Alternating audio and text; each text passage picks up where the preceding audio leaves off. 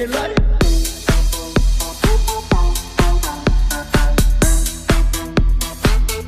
A ese nivel, no seas cojudo. El aire.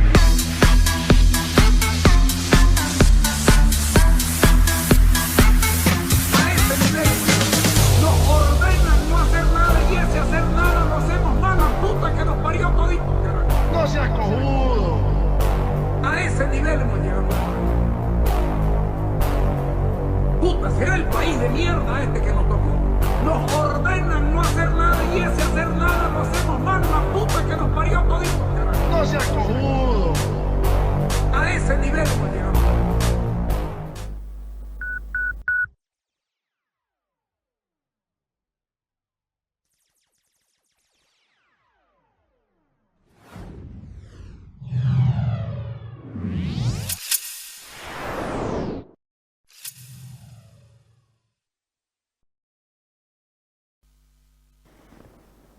Buenos días y buenas noches. Desde el día de hoy hasta el viernes vamos a aprovechar la Semana Santa para darnos un gusto que lo teníamos hace rato guardado. ¿En qué momento podremos poner esto? ¿Es necesario que la gente lo conozca o no es necesario? Para nosotros sí. Hace muchos años, todavía estábamos en la calle Tarija, ¿no? Hicimos un programa de 8 o 9 capítulos, tal vez más, con Carlos Sirvián, que se llamaba ¿En qué creemos los cruceños? La historia de Santa Cruz a través de sus iglesias. Y fue muy celebrado en ese momento, pero no había internet, no había nada de estas cosas. Y nos parece que es una buena ocasión para ponerlo. Saber cómo llega el cristianismo a Santa Cruz, cómo se van haciendo sus iglesias, cuál es la primera, cómo viene el desarrollo. Vamos a poner 6 capítulos, miércoles, jueves y viernes. Y probablemente el sábado en la hora del bar del fútbol también podremos ponerlo. Entonces ahí tendríamos todo y sería una buena contribución a la historia cruceña, a la cultura cruceña y una manera de plegarnos a la Semana Santa. Así que los dejamos con las entrevistas que hicimos con Carlos Sirvián. Deben tener 15 años. Fácil, ¿no? Sí, porque ya yo uso pelo hace aproximadamente 12 años. Así que bien pueden ser. Lo dejamos con esto y esperamos que les agrade. Gracias.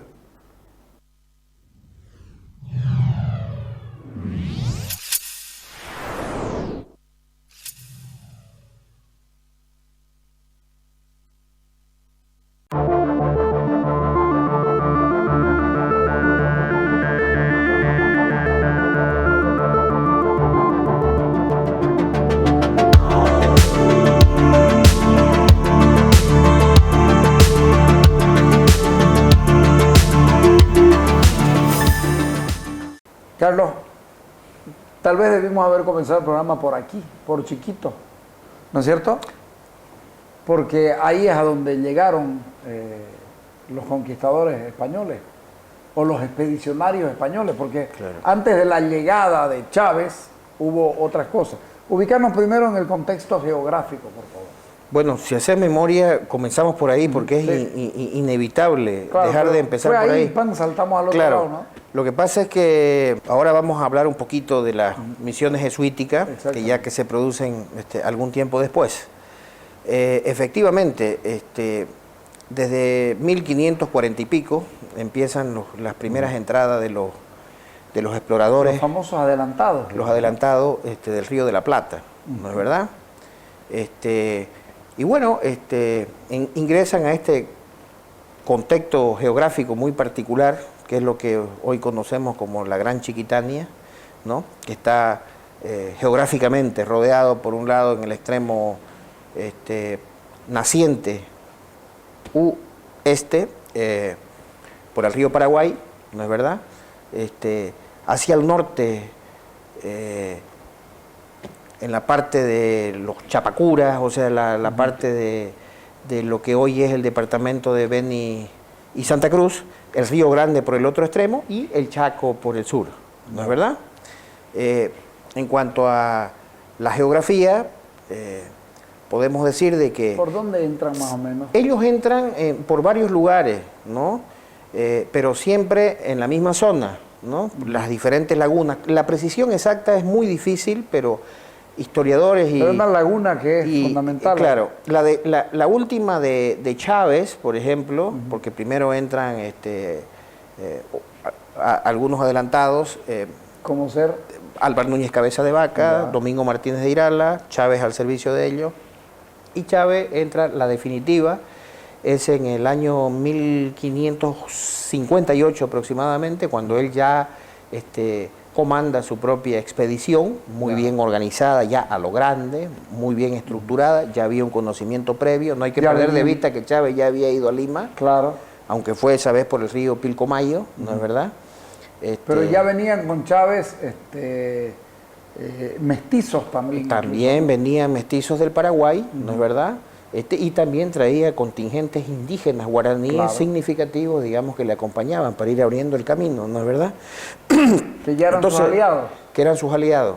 Entonces, te decía de que la geografía es muy particular porque hay una definición también ahí en la zona geográfica, ahí se tiene en el ámbito de la vegetación el famoso bosque semideciduo chiquitano, que es un bosque de transición entre la vegetación amazónica y el Chaco. Entonces, ¿es el llamado bosque seco o no? Claro, no confundir con el bosque seco chaqueño, digamos. No, es intermedio. Semideciduo Semideciduo es porque no tumba las hojas en su totalidad, ¿no es verdad? Es un bosque de transición y también tiene árboles emergentes más altos. El llamado bosque seco chiquitano. Así, también se le denomina así, ¿no? Tiene una biodiversidad muy interesante y de cualquier manera hay que preservarlo y por suerte está todavía en buen estado de preservación, ¿no? Entonces, en ese espacio habían una suerte de decenas de parcialidades indígenas de diferentes orígenes, ¿no es verdad? En cuanto al aspecto etnolingüístico, ¿no? Ya. Habían chiquitos, que es un grupo diferenciado, habían arahuacos, ¿no? Tupí guaraní, Samuco, Otuqui, Chapacura, ¿no? Que ya, como vamos a ver más adelante, los padres jesuitas después hacen un trabajo científico al respecto, ¿no?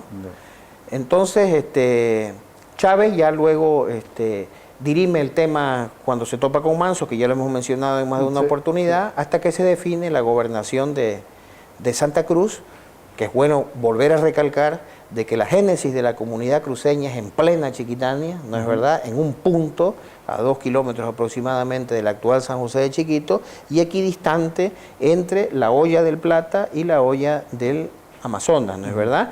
A una distancia relativamente similar entre el río Paraguay y el río Grande, ¿no? Que ya se sabía desde aquel tiempo que el río Grande obviamente iba y desembocaba a la larga después de todo, de sus transformaciones y configuraciones de nuevos ríos, madera o mamoré, madera amazonas, ¿no? Ajá.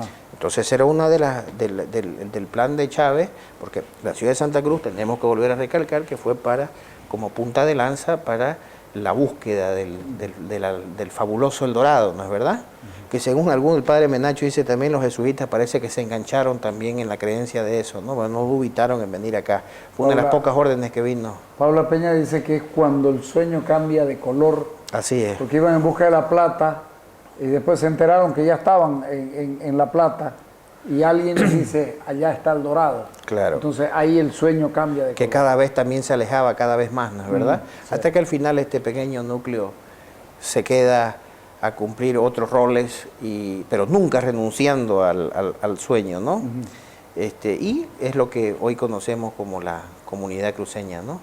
¿Se quedan en Chiquitos cuándo llega la iglesia? Bueno, si bien es cierto que la iglesia llega con él, ¿no es verdad? La iglesia llega con él. Ahora, el primer vicario, digamos, ya con un cierto delimitación eclesiástica, es el vicario Fray Diego de Porres, el mercedario, pero no muy poco tiempo después llegan los padres jesuitas, ¿no? Porque, la Compañía de Jesús. Todo eso se viene con la ciudad. Que como hemos dicho en anteriores programas, van a gravitar de manera determinante, ¿no? Los padres, que es una orden, eso es bueno remarcarlo, diferenciada, digamos, porque sale como efecto de la Contrarreforma, ¿no? Ajá. Con una formación extraordinariamente amplia y con otras capacidades, ¿no es verdad? Fundamental los jesuitas. Y tienen que ver también con las reformas del Consejo de Trento, ¿no? Del Concilio, perdón, de Trento, ¿no? Que es lo que modifica en gran medida la modernidad de la Iglesia, ¿no es verdad? Entonces ellos utilizan muchos de los recursos que emergen de ahí, ¿no? Y los aplican en América, ¿no es verdad? Entonces eso es muy interesante, muy importante. Y las estrategias, el estudio, digamos, de la psicología y de las características de las etnias nativas para saber entrar con el Evangelio de la manera más eficaz. Fundamental la presencia jesuita en la zona. Yo pienso que sí. Fundamental. Indiscutiblemente, ¿Por ¿no? qué? Porque ellos hegemonizan, digamos, la evangelización, la catequización, la educación, la salud, y en todo caso estaban, porque para hacer esas consideraciones tenemos que ver el contexto donde se desarrolla, ¿no? Santa Cruz era una sociedad alejada de los principales centros de poder, por lo tanto tenía poca injerencia, digamos, de los centros de poder. Entonces ellos pudieron desarrollar gran parte de sus capacidades, de sus propósitos, ¿no? Y como te dije anteriormente, ¿no? Al ser un sitio alejado, con pocas comodidades, con pocos recursos económicos, entonces poco apetecida por otras, especialmente por los clérigos seglares, ¿no? Y las otras órdenes regulares tampoco. Entonces, ellos también se hacen cargo del aspecto de la educación formal. También, y del tema de la administración de los sacramentos, ¿no? Sí. Entonces, inclusive mediaban en los asuntos internos de la comunidad. Entonces, clave la presencia en la configuración de la cultura cruceña. Ahora, claro que sí, pero ahora, cuando la ciudad se viene hasta donde está, todavía en San José Chiquito. No es San José, no digamos, donde hoy es San José a 2 kilómetros, que es Santa Cruz la Vieja, Santa Cruz la Vieja sería, ¿no? Digámoslo, en Santa Cruz la Vieja sigue habiendo una pequeña actividad, no es que se vacía la ciudad. Se queda la ciudad, digamos, hasta 1604, pero ya lánguida, digamos, prácticamente en grandes dificultades por el aislamiento ya en que se quedó, ¿no? En esa vastedad territorial, lejos de todos lados, y la capital de la gobernación se traslada, se moviliza hacia San Lorenzo, ¿no es verdad? Claro. Quedan algunos clérigos, digamos, pero tienen todos que al final de cuentas abandonar, ¿no? Y se vienen para los llanos de Irigotá, ¿no? De acá se funda la ciudad de Santiago del Puerto y San Francisco de Alfaro, ¿no es verdad?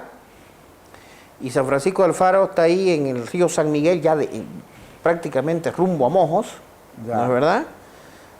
Hasta 1621.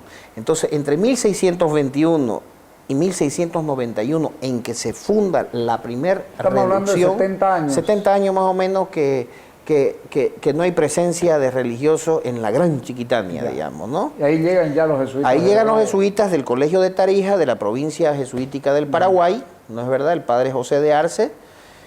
Ha pedido de un grupo de varias parcialidades, entre ellos los piñocas de la zona, de que ya se sentían los piñocas. ¿Qué son los piñocas? Los piñocas es una etnia del área de donde hoy es San Javier aproximadamente, ¿no? Más otras parcialidades, porque son innumerables los nombres, ¿no? Sarabecas, piñocas, taucas, tábitas, otuqui, bororó, quimomecas, piococas, en fin, ¿no? Como te dije, de diferentes orígenes. Chapacura, todo eso, ¿no? Entonces, como ellos ya en un momento sintieron la presión de los dos lados, ¿no? Por un lado, la demanda de indígenas para las encomiendas de los criollos cruceños, y por otro lado, los portugueses. Entonces empezaron a apretarlo, y hay un pedido de los indígenas del área para ser misionados, ¿no es verdad? Y es ahí donde entra el padre José de Arce y funda la la primera misión de San Javier, que tiene dificultades en su consolidación por ¿San una Javier serie... es la primera misión? La primera misión de lo que es la Chiquitania, Ajá. ¿no es verdad? Sí. Que es la entrada, ¿no? Que es la entrada, correctamente, ¿no? Eso se funda, en aquel tiempo se le llamaba Río Apere, o sea, no confundir con el Apere del Beni, que desemboca en el Mamoré. Este es lo que después se llamó colonialmente, durante todo el periodo colonial, Río San Miguel. Ya. Hoy es San Julián, San Pablo, San Luis, Itonama, que va y desemboca al Itene, ¿no? Y se consolida, tiene dificultades, inicialmente se funda ahí, y luego se produce la invasión esa del famoso, de esa famosa columna de bandeirantes, ¿no?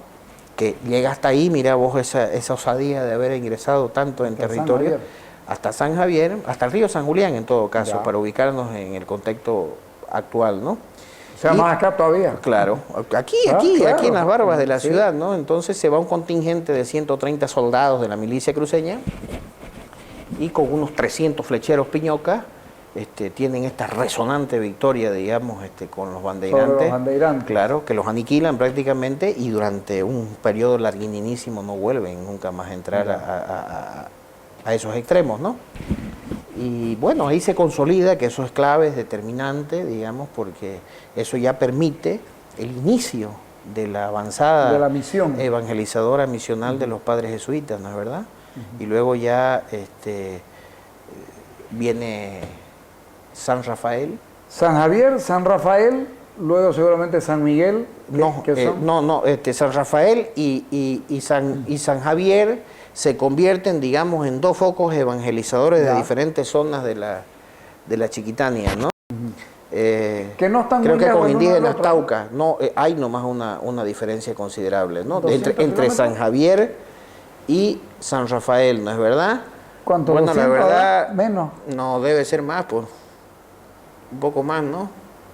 De San Javier, bueno, en el camino tradicional es San Javier Concepción, Claro. San Ignacio, Sí. San Ignacio, Y ya después viene el San circuito, Miguel, tenés razón. San Miguel, Tenés razón. San Rafael, Sí, el señor, porque viene el circuito, tenés razón.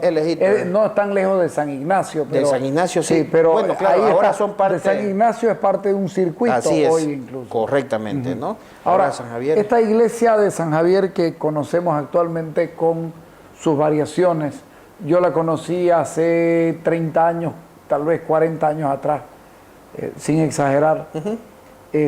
No es la misma. No, es la misma en realidad. En ese caso Ya. es la misma. Es la misma. En el caso es la misma, pero está muy bien restaurada. Está- Obviamente que le han exactamente. cambiado todo lo que ya estaba vencido. Es la como- misma forma de No, la iglesia que se restauró. Y la misma iglesia en realidad, ¿no? Claro que obviamente es una restauración Ya. plena. Excepcionalmente bella, ¿no? Y plena, ¿no? Se le Sí. ha cambiado todo el maderamen y todo, Sí. pero me parece que las paredes siguen siendo las mismas, ¿no? Y la forma. Sí. Se han recuperado algunos elementos que estaban... Fue la última iglesia, mira superpuestos. qué paradoja. Ajá. Es la primera iglesia y es la última Claro. en recuperar esa plaza que le Y han me parece armado. que fue la primera que hizo el padre Martín Schmidt, que el padre Martín Schmidt es un jesuita suizo Sí. que desarrolló, aportó muchísimo en Ya. la transformación de las misiones en cuanto al aspecto artístico, ¿no?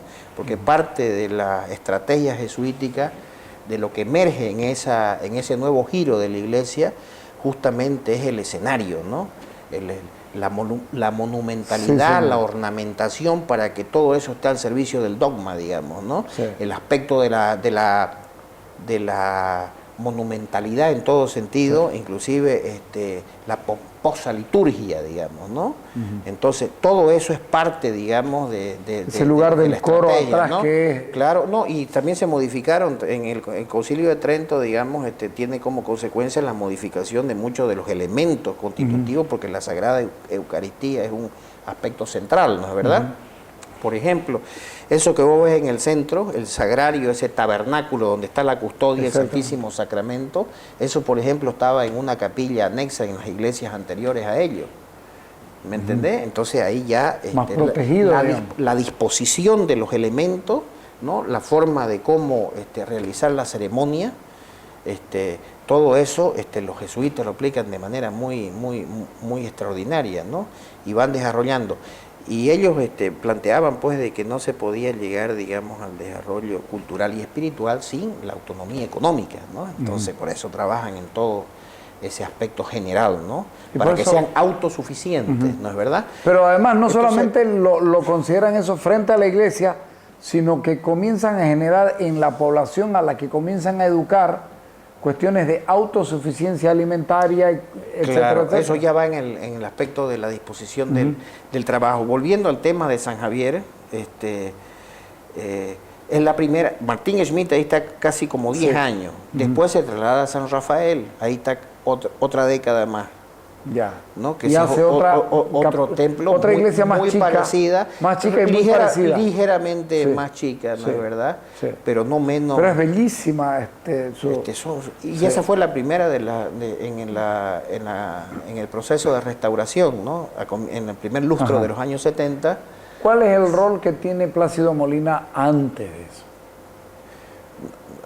eso? Claro, Plácido Molina me parece que participa de una comisión de límites, de un problema con la frontera con Brasil. Y se topa con y él tiene que ir a San Ignacio porque de ahí era el centro de los desplazamientos, y se topa, tiene el privilegio de ver en pie la iglesia misional de San Ignacio de Velasco, que era monumental, ¿no es verdad?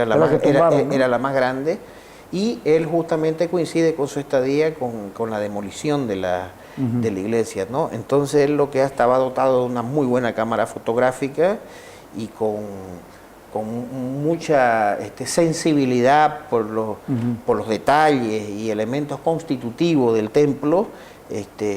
Se toma una cantidad impresionante de fotografía, ¿no es verdad?, de detalles, de todo lo que compone el aspecto de la iglesia, ¿no? Las molduras, los tallados en madera de todas las piezas, ¿no? Tijeras, balcones, vigas, columnas, detalle de las columnas, púlpito, confesionario, retablo, altar mayor, santería, en fin, todo lo que pudo, los arcos, lobulados esos, internos, externos, en la década del 40, me parece que es el 47 más o menos, ¿no es verdad?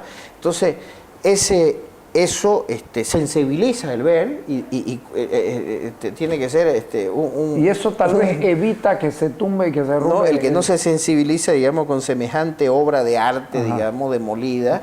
Entonces eso seguramente mantuvo latente la llama de que en algún día se iba a volver a recuperar, ¿no? Porque era una pena en realidad, ¿no? San Ignacio siendo una de las poblaciones que posteriormente se convertiría en lo que es, digamos, en un centro, irradiador y de gran importancia cerca de la frontera y con cultura viva, porque tengo la suerte de haber estado ahí justamente en una de sus fiestas, y es impresionante la celebración de la fiesta y todo. Entonces ahí vos podés percatarte, y también en la cultura cotidiana, ¿no es verdad? Si bien ya se está haciendo una ciudad ya un tanto cosmopolita, pero mantiene, digamos, su esencia cultural, ¿no es verdad? Y ahora, si bien es bastante simplificado, pero tiene nomás, las fotos esas sirvieron para, en el aspecto de la madera, por ejemplo, el interior del templo, yo he tenido la posibilidad de ir, realmente monumental, ¿no? Sí, y los detalles, las columnas, se preservaron muchas cosas de igual manera, ¿no? El altar mayor fue restaurado, creo, en la década de los 80, los retablos laterales, los confesionarios del púlpito siguen siendo los mismos, ¿no? Ahora, en cuanto a la estructura maderera del templo, se ha hecho con mucha aproximación al original, ¿es verdad? Y la fachada tipo retablo, digamos, que también eso es una particularidad muy interesante, diferenciada del resto, ¿no? Simplificada, pero sí. Entonces tenemos la primera iglesia, San Javier. Luego salta a... La segunda, San Miguel, dijiste. San Rafael. San Rafael. Que es de 1696 o 97, más o menos, 96, ¿no? También. Y de ahí se convierte en un foco irradiador hacia un tanto más al sur, que es donde se dice que está la esencia de la Chiquitania, de los Gorgotoqui, porque en realidad era Gorgotoqui el nombre. Cuando los jesuitas después unifican en el Gorgotoqui todas las lenguas, se le llama chiquitano, Ya. ¿no es verdad? De ahí se funda San José de Chiquito. A San José. De San Chiquito. Rafael se funda San José, Ya. creo que en 1697, Ya. ¿no? Y luego, al año siguiente, San Juan Bautista. Primero, quedémonos en San José Chiquito, que también tiene una iglesia importante. Tiene. La iglesia es posterior a la fundación, Ya. debe ser unas 4 décadas posterior, ¿no? Ya. Ese es muy interesante porque es de piedra, Sí, es. calicanto, ¿no es verdad? ¿Por qué es tan diferente? ¿Tiene alguna Por los explicación? materiales, yo pienso que por los materiales, el- por la el- proximidad, porque está al pie de la serranía Pero del es Riquillo, impresionante esa iglesia. de las serranías y Los colores de las Chiquitana. piedras, los Sí. colores variables de las piedras en la Exactamente, fachada. muy hermosa, es ¿no? En bellísima. estilo mudéjar, ¿no? Sí. Con su... en realidad la fachada, eso vale la pena aclarar, digamos, ¿no? Y seguramente la bóveda, ¿no? Sí. Que era el colegio, creo, ¿no? Sí. Que eso es abovedado de piedra. Porque el templo... El templo es, al igual que los otros, de 3 Es igual naves, en de barro. estructura maderera, ¿no? Y con los mismos materiales de construcción, Ajá. sus paredes y Pero- todo. La fachada, sí, tanto la capilla mortuoria, que es la que está en el extremo, Sí. la fachada del templo, Es muy diferente a el las campanario demás, ¿no? y la bóveda, ¿no? Eso le da un toque muy particular, muy singular, ¿no? sí. No deja de ser bueno, todas son patrimonio de la humanidad, ¿no? ¿Quiénes hicieron la iglesia esa? Bueno, fueron los padres jesuitas. En este momento Ya. no tengo Ya, ok. pero es uno de los padres de la compañía, obviamente, Ya. que elaboró la fachada, ¿no? Y el campanario, que es tan singular, que por suerte también está siendo debidamente restaurado, ¿no es verdad? Sí. Y hay un lindo dibujo de Alcides d'Orbigny, que viene en 1831, fundamental que que es todavía D'Orbigny, ¿no? encuentra la estructura, el tejido urbano misional, ¿no? Porque todavía hasta esa época, Explícalo eso, por favor. hasta la primera mitad del siglo XIX, se mantenía, después de la salida de los padres, son clérigos seglares los que se hacen cargo. Ahorita vamos a hablar de ¿No? la influencia y de la salida de los padres. Yeah. Pero a ver, San José y luego San Juan Bautista, que hoy se conoce como Tapera, San Juan Bautista de Tapera, Ya, que yo queda ahí a conozco eso, poca claro. distancia de San José, Claro. no muy lejos, que también se preserva, ha pervivido al tiempo al menos su antiguo campanario de piedra Ya. igualmente, Sí, porque señor. corresponden a la misma zona. ¿no es verdad? Ahí también estuvo Martín Schmidt. ya. Ahí tuvo un buen tiempo, creo que ahí le tocó la expulsión de los padres jesuitas. Martín ¿no? Schmidt es Es el suizo de Bar, de la zona de Lucerna, Sí. ¿no? Que enseñó muchísimo en cuanto al aspecto de la arquitectura, de los Sí. métodos de construcción de los templos, y además que era un eximio artista, ¿no es verdad? Alguien dice, el padre Menacho, por ejemplo, la Compañía de Jesús, que fue esta orden que te digo que nace en la primera Son los mitad, jesuitas. que nace en la primera mitad del siglo XVI, manda misioneros al lejano oriente, y si bien allá mandó científicos y astrónomos, no es verdad, porque van a otro contexto cultural, Claro. Acá mandan artistas Arquitectos y y artesanos, artistas, ¿no? sí. Entonces, también Schmidt Músico. contribuyó muchísimo a la música, ¿no es verdad? Trajo las partituras del jesuita italiano Zipoli, de las misiones guaraníes, pero además enseñó el arte de la Sí, construcción sí. de los instrumentos musicales, Pero ¿no es verdad? traen las partituras que acá finalmente Claro, el padre Schmidt hacen una contribuye especie enormemente, que Claro, hacen una inclusive especie de mestizaje Claro, musical. claro. ¿Ah? Porque aquí también se hace la propia música misional. Así es, la música barroca misional, ¿no? Sí, sí, sí. Que inclusive, de acuerdo a estudios que he podido ver y leer, la estructura de los templos también está vinculada a la acústica, ¿no es verdad? Ah, no, Freddy. Claro, no, todos esos detalles son importantes de saberlos, de conocerlos, y de repente los que nos están viendo y se interesan Claro. deberían buscar bibliografías para interiorizarse más de la minuciosidad, de los aspectos, que no improvisan absolutamente nada, ¿no?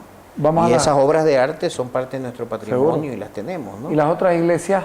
De ahí viene de San Juan Bautista, que es me parece que Concepción, 1708, ¿no es verdad? Esa es en la que se puso más Concepción énfasis. se funda no muy lejos, su primer fundación de padre Lucas Caballero, no muy lejos del actual San José, también en la misma zona, en el área. Que si ustedes ven un mapita, hay una zona no muy lejana de San José, en el centro del departamento, que se llama la Laguna Concepción. Claro. O Laguna de los Palmares, ¿no es verdad? Yo hablo con mucha propiedad del espacio, sí, claro, porque mi familia siempre tuvo, desde mi abuelo, propiedad pecuaria, entonces yo desde muy niño, digamos, prácticamente he crecido en esa área, ¿no? Concepción tiene una... Y ahí, en la Laguna, considera que mucho cuando se menciona Laguna Concepción, se cree que es Concepción, sí, evidentemente de ahí deriva el nombre, porque ahí se funda, en la banda sur de la laguna, la primera fundación de Concepción, por el padre Lucas Caballero, que lamentablemente es una zona de masiva presencia de sabandija, digamos, llámese mosquito, ejene, tábanos, todo eso. Entonces se les hizo muy difícil el asentar, vivir ahí, ¿no? Por proximidad con el agua, por los humedales. Por el año, ¿no? porque en realidad es un embalse, no es una laguna, y de ahí se van rumbo norte a la actual ubicación de Concepción, ¿no es verdad? Entonces, también obra monumental del padre Schmidt, ¿no es verdad? Impresionante. Impresionante, ¿no? Impresionante. ¿No? Que esa, por ejemplo, gran parte de lo que fue en algún momento se había perdido por una serie de superposiciones, alteraciones, reparaciones no acorde a la esencia además una tendencia arquitectónica. modernista de quienes no entendían la importancia de mantenerlo como así estaba. es, ¿no? Y las dificultades económicas Claro, después, por la supuesto. lejanía, el Es aislamiento, entendible entonces todo se eso. fueron deteriorando y bueno, por suerte se hizo esa reparación o Y restauración. esa reparación y restauración se hizo siguiendo milimétricamente Exactamente, así es. lo así original. ¿no? Lo original, las pinturas de origen las vegetal, pinturas, sí, mineral. señor. Pero además las pinturas no son pinturas compradas en el centro. Así es. No, son vueltas a hacer. Vueltas a hacer en la usanza. Con el origen, ¿no? Exactamente. De la forma originaria de los pigmentos, ¿no? Extraídos de diferentes hojas, raíces o minerales, ¿no? Ese trabajo de reconstrucción, ¿cuántos años duró? Bueno, no lo tengo con precisión, pero fue bastante prolongado, es muy largo, porque ¿no? realmente fue íntegro. Claro que fue sí. íntegro. En Ese realidad patio son central. pequeñas porciones, no sé si de paredes, que no puede ser otra cosa, porque las maderas Claro. absolutamente Todo todas fueron se sustituidas. talló nuevamente, todo se talló. sí. El aspecto de las pinturas, de los ornamentos, no es verdad que eso ya estaba todo desaparecido prácticamente, excepto algunos espacios, ¿no? Y la restauración de los altares, pues, ¿no? Sí, y la muy buena idea de mantener ese patio central que tiene la iglesia. Claro, que es una eso es maravilla. importante, digamos, porque cuando cuando definían hacer ya el pueblo, que obviamente se trataba de ubicar un espacio adecuado para calcular más o menos que no estén inundadizo, la ubicación, la altura, la provisión de agua permanente, aspecto principal, chiquito, y toda esta zona, inclusive acá, es un mal perpetuo, permanente la ausencia de agua. Los cruceños han sufrido de agua hasta el siglo XX, ¿no es verdad? Sí. Recién cuando... el 57. 64. Sí, pero el 57 se hace la lucha. Aparte del 50, Sí. Claro, como consecuencia de la lucha cívica recién Santa Cruz dejó de tomar agua con barro o agua de pauro, ¿no es verdad? Sí. Entonces es un mal, es una deficiencia característica de lo que es la zona del departamento de Santa Cruz, ¿no? Entonces se buscaba un espacio adecuado y luego se trazaba. Ya ellos habían realizado una experiencia interesante en Juli, en el lago, ¿no? En la zona peruana actual, ¿no? De ahí ellos se percatan de una serie de posibilidades, desarrollan como una suerte de estudio, ¿no? Ya para seguir con el propósito, y ellos dividen, digamos, la aldea en el aspecto espiritual y temporal a través de un eje axial, ¿no es verdad? Ellos. Los padres jesuitas.